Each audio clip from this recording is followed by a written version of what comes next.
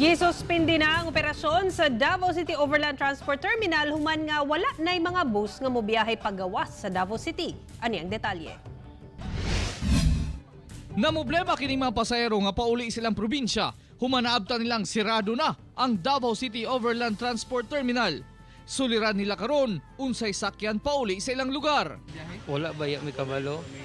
So asa unta mo pa? Pamungkayo unta. So nakurat mo di na pasudlan. Oo. Wala information.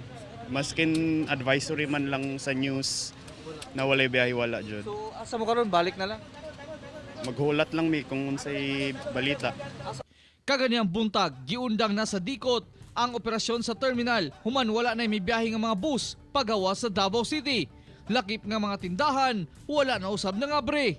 Gahapon ang ato ang mga bus operators ang mismo nag-ingon sa atoa nga dili na sila mobiyahe karong adlaw. Actually wala ko'y na-receive nga mimo. Ang atoa lang yung mga bus companies ang dili na magbiyahe. Sa impormasyong nakuha sa dikot, duha ka semana una walay biyahe ang mga bus company.